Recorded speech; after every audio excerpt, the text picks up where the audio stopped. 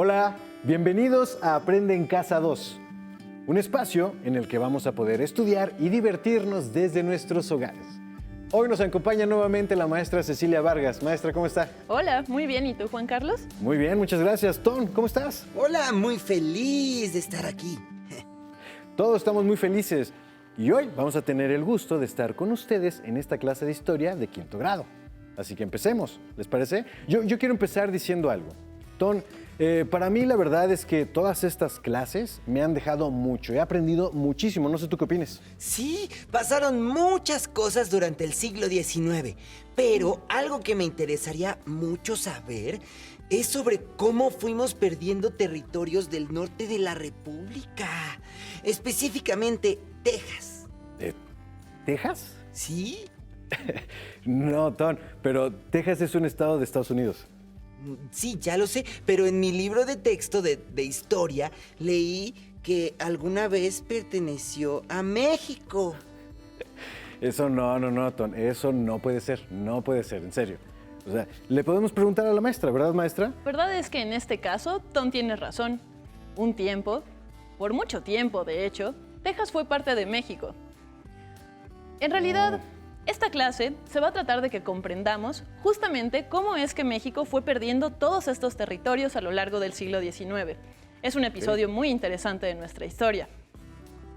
¡Guau! ¿Ves? Te lo dije. El libro de texto es una fuente muy confiable. Sí, ya sé, ya entendí. Voy a leer mucho más, perdón, Ton. ¿Qué les parece si, como en otras ocasiones, hacemos uso de nuestra imaginación histórica para comprender qué estaba pasando en esa época y cómo se dieron estos sucesos? Los invito a que cerremos los ojos y nos transportemos en el tiempo. También ustedes, niños y niñas que están en su casa. Bien, vamos.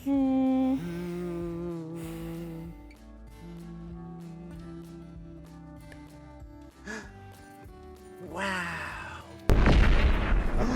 ¿Qué es ¿Qué eso? es eso? ¿Qué es eso? ¡Oh! Estamos en una guerra, pero vamos a ver cómo se dieron las cosas para llegar a esta situación. Acompáñenos a ver el siguiente video.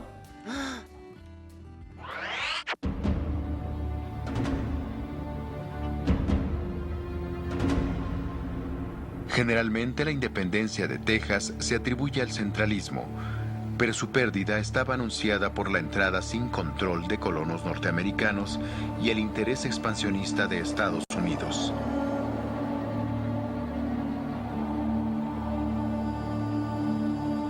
Al independizarse, el gobierno de México mantuvo la entrada de colonos angloamericanos que fueran católicos. La enorme frontera, la lejanía y la falta de recursos favorecieron que una mayoría protestante y esclavista se fuera apoderando del territorio, de manera que en las colonias privaba la ilegalidad y un ánimo separatista que se multiplicó. Todas las condiciones se acomodaron para que Texas se independizara del Estado mexicano. El gobierno envió una expedición al mando del general Santa Anna para someter la rebelión tejana. Santa Anna recuperó el fuerte del Álamo, pero al mismo tiempo, Texas declaró su independencia.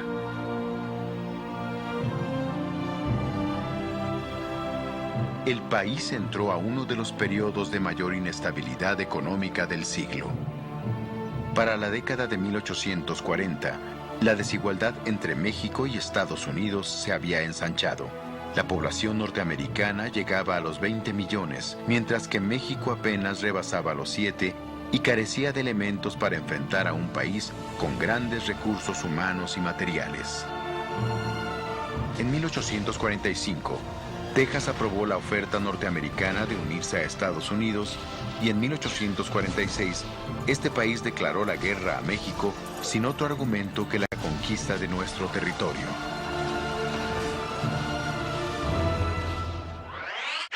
Wow, qué interesante, ¿eh?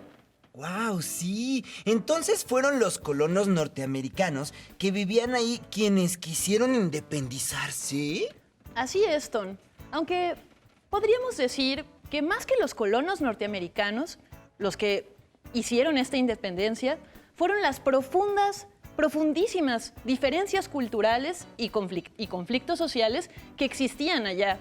Si se acuerdan lo que dice el video y lo que hemos visto en las clases anteriores, entre los colonos norteamericanos y la población mexicana había diferencias en la forma de vida, en la forma de trabajar. Había diferencias muy profundas. Los norteamericanos tenían esclavos, los norteamericanos eran protestantes, los norteamericanos hablaban inglés y además eran mayoría.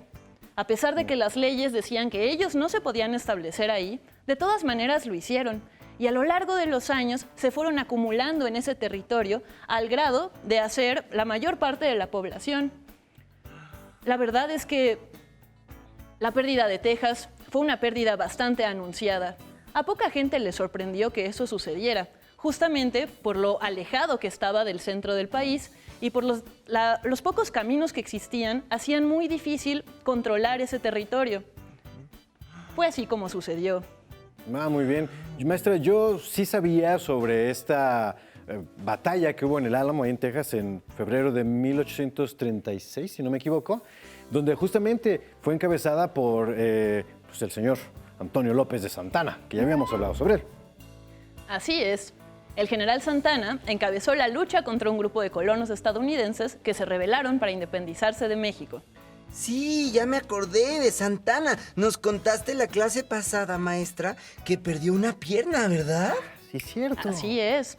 Perdió la pierna en la Guerra de los Pasteles de un cañonazo. Y a raíz de ese momento, a Santana le apodaron el 15 uñas. Ok, Guau. 15 uñas, guau. Sí, se ve que es militar, muy serio y elegante. Sí, era un militar. Quién sabe si era serio, pero sí era bastante elegante. ¿Qué les parece si les leo algo sobre él para que lo conozcamos mejor? Me parece muy bien, Muy maestra. bien. A ver, queremos escuchar. Antonio López de Santana nació en la villa de Jalapa, Veracruz, el 21 de febrero de 1795. Fue hijo de criollos veracruzanos de sólida posición económica. Inició su carrera de armas en el ejército realista desde muy joven y combatió a los insurgentes hasta que en 1821 se adhirió al Plan de Iguala. Era un hombre carismático, con muchísima influencia, ya que su figura dominó casi por medio siglo la vida nacional y su nombre se asoció a la gran cantidad de azonadas y revueltas que tuvieron lugar en este periodo.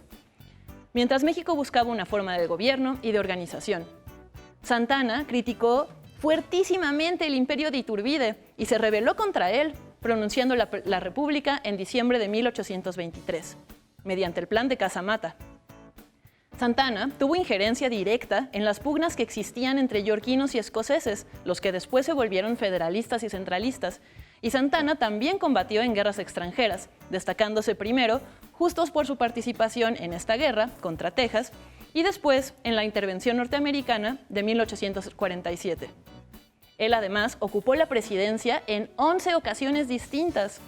Bueno, entonces vamos a platicar muchísimo sobre él, supongo. Pero, ¿por qué Texas no quería formar parte de nuestro país? ¿Por qué? Los colonos habían estado en paz y habían aceptado las reglas que México les ponía para poder establecerse, ¿no?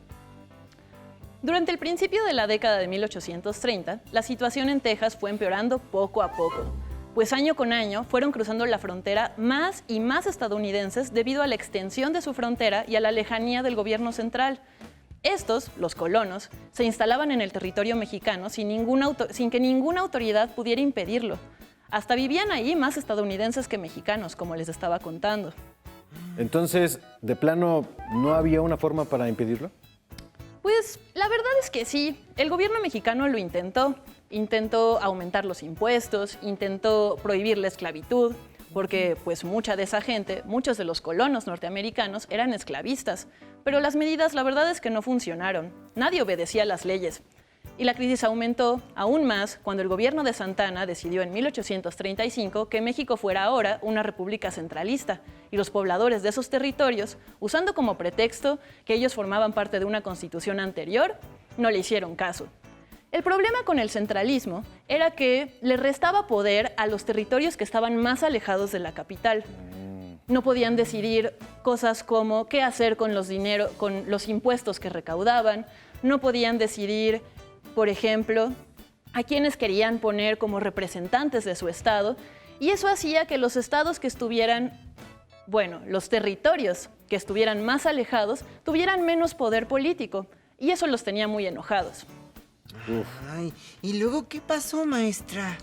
Pues los tejanos se rebelaron contra el gobierno mexicano y enfrentaron a nuestro ejército. En este momento estamos viendo una de las batallas más importantes de esta época, la Batalla del Álamo, donde el ejército mexicano resultó victorioso, ya que los colonos estadounidenses se quedaron sin refuerzos y terminaron sucumbiendo ante el asedio.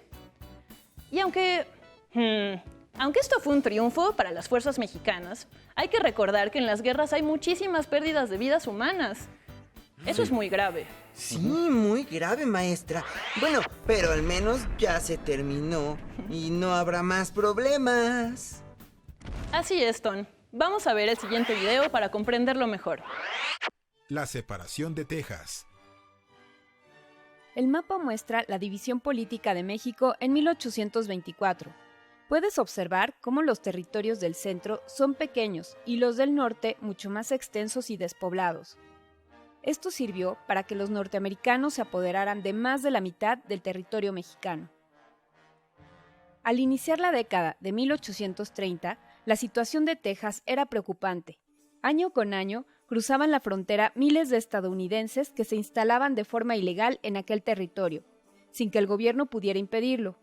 Los colonos desafiaban las leyes de la República y a las autoridades mexicanas. Muchos de ellos deseaban separar a Texas de México. A finales de 1835, el Congreso decidió convertir el país en una república centralista. Esto causó descontento en algunos estados y sirvió de pretexto a los colonos tejanos para consumar su propósito. Así que se declararon independientes, argumentando que ellos habían jurado la Constitución Federal de 1824 y no estaban obligados a ser parte de un país que había cambiado su forma de gobierno. A principios del año siguiente, Antonio López de Santana, al frente del ejército, marchó hacia Texas con la intención de someter a los colonos rebeldes. Pero después de algunos triunfos, como la toma del fuerte del Álamo, fue derrotado y capturado en la batalla de San Jacinto, en abril de 1836. Mientras estaba prisionero, firmó un acuerdo en el que aceptaba la independencia de Texas y ordenó la retirada de las tropas mexicanas. El Congreso se negó a aceptar este convenio y consideró que Texas continuaba siendo parte del país, pero el gobierno mexicano no tenía recursos para financiar una nueva campaña militar contra los separatistas. Finalmente, los tejanos declararon su independencia y formaron una república independiente. En 1845 pedirían su anexión a Estados Unidos, lo cual generó un conflicto entre ambos países.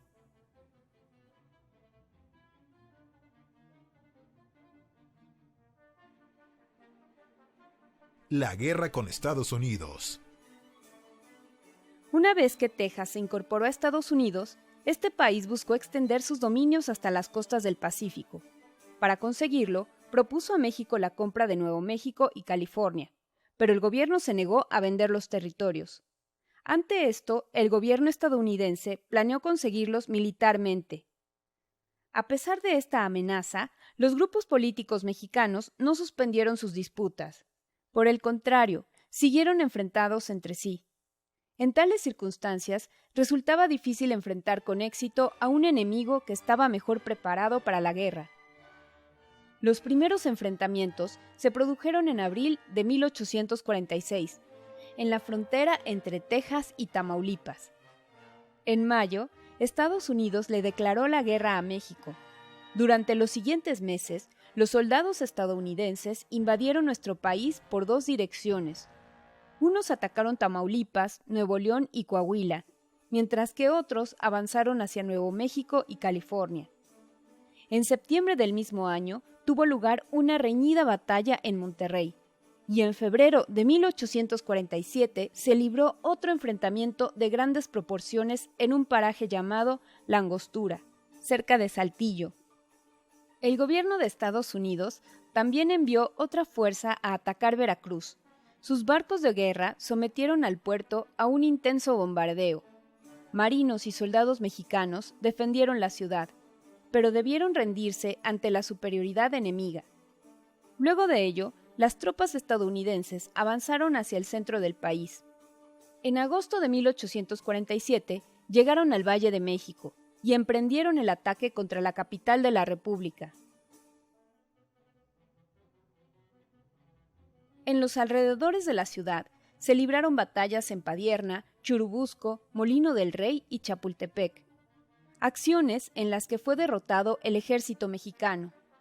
Finalmente, el 14 de septiembre, el ejército invasor izó su bandera en Palacio Nacional y permaneció en la ciudad hasta mediados del siguiente año. A lo largo de varios meses, representantes mexicanos negociaron con un enviado estadounidense para acordar los términos de la paz. Además de Nuevo México y California, el gobierno de Estados Unidos quería apoderarse de la península de Baja California y partes de Tamaulipas, Coahuila, Nuevo León, Chihuahua y Sonora, pero los negociadores mexicanos se opusieron.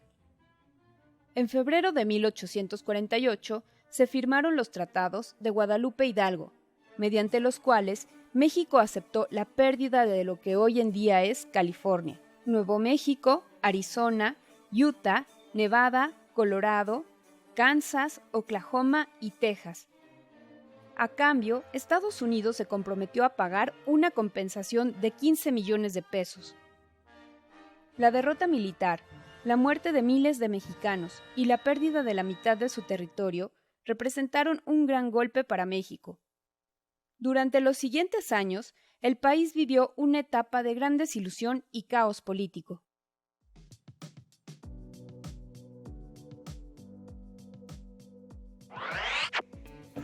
Wow.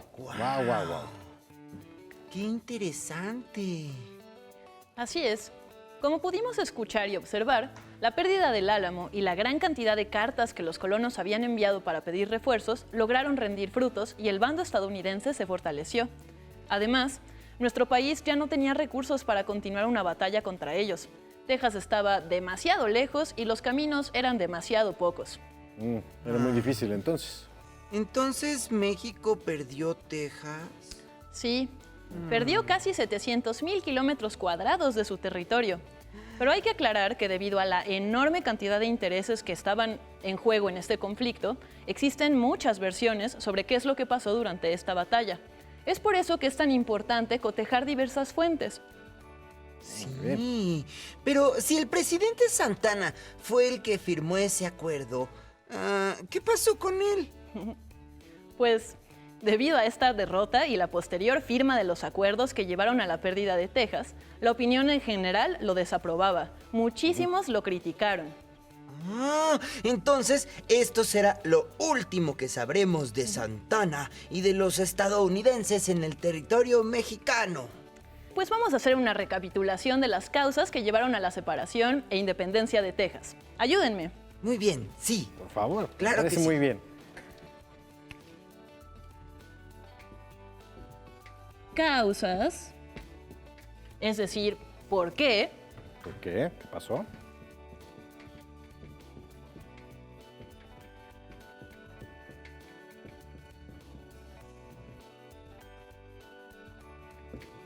Independencia. Y vamos a hacerle un sombrerito porque son vaqueros. Muy bien. Sí. Está bien feo.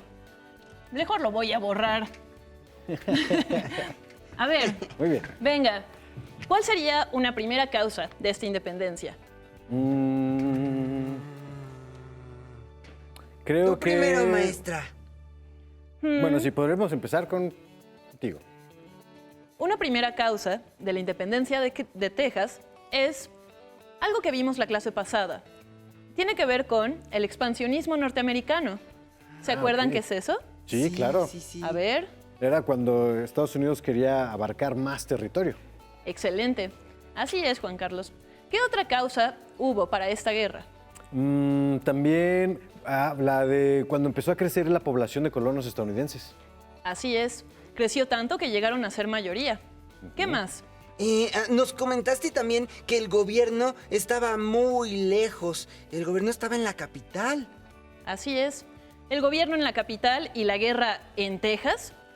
No había manera. Y sin coches, sin aviones, Simplemente no había manera de que atendieran eso a tiempo. Eran los olvidados. Algo así.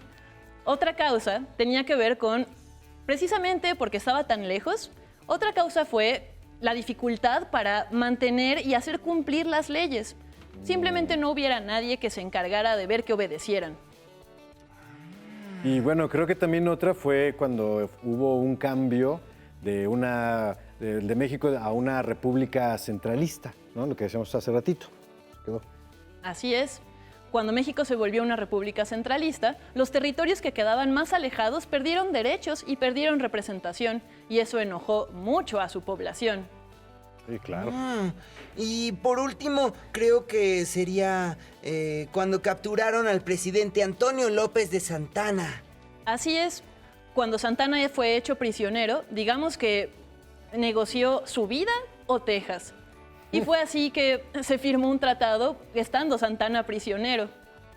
Bueno. ¡Cuántas cosas tan interesantes! Pues sí, cualquier hecho que pasa en la historia es multicausal. Esto significa que no se origina por una sola causa, sino por varias. Hay muchos motivos por los que los hechos históricos suceden. Vamos a dejar por hoy el tema hasta aquí, porque aún tenemos que hablar más sobre la relación que hubo en el siglo XIX entre México y Estados Unidos. A los alumnos en casa los retamos a que averigüen cuánto tiempo tardó Texas antes de unirse a Estados Unidos y que lo platiquen con su familia y su maestra o su maestro.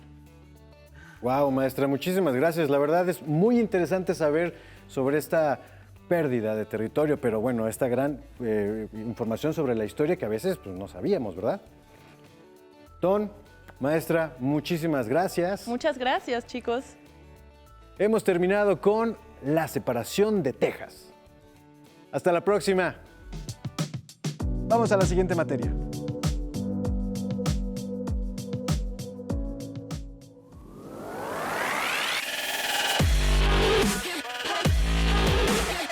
Recuerda, entre clase y clase, activa tu cuerpo.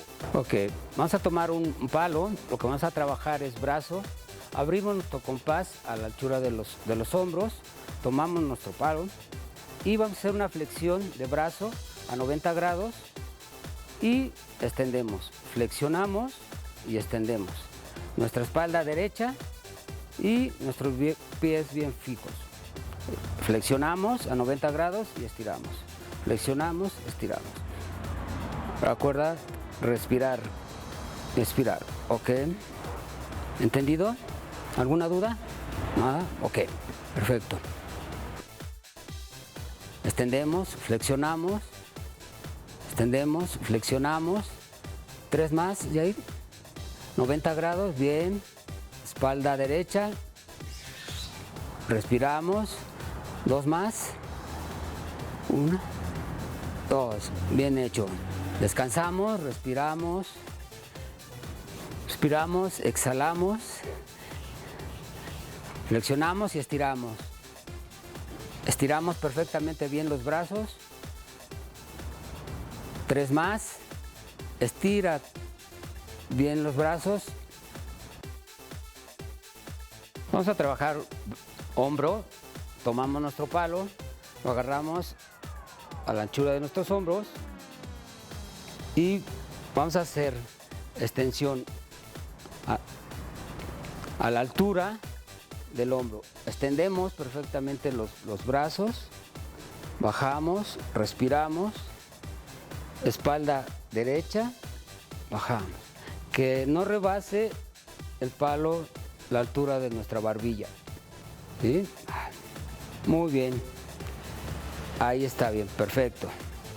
Elevamos brazos, 1, espalda derecha, respiramos, estiramos bien los brazos, bien, espalda derecha, 3 más, 1 más, muy bien, descansamos, respiramos y hacemos la elevación extendiendo los brazos. Espalda derecha. Muy bien. Recuerda, al terminar la activación, no olvides la protección.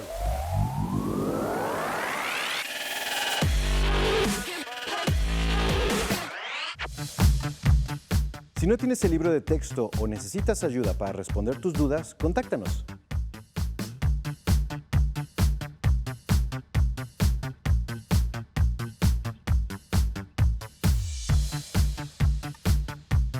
También puedes encontrar los libros de texto en la página conalitech.cep.gov.mx.